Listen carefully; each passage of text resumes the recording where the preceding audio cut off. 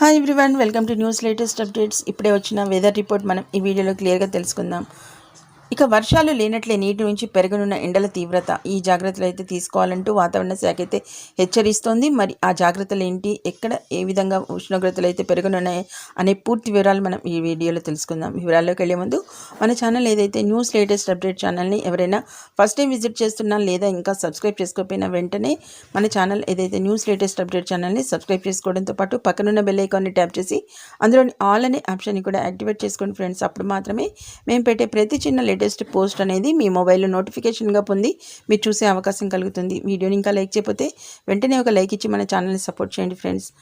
మీరు ఇచ్చే లైక్ ద్వారా ఈ సమాచారం మరింత మందికి అయితే చేరువయ్యే అవకాశం ఉంటుంది, కాబట్టి తప్పకుండా వీడియోని లైక్ చేయండి. ఇక వివరాల్లోకి వెళ్ళినట్లయితే ప్రజలకు వాతావరణ శాఖ అలర్ట్ జారీ చేసింది. నేటి నుంచి రాష్ట్రంలో ఎండల తీవ్రత పెరుగుతుందని హెచ్చరించింది. తీవ్ర వడగాల్పులు వీస్తాయని జాగ్రత్త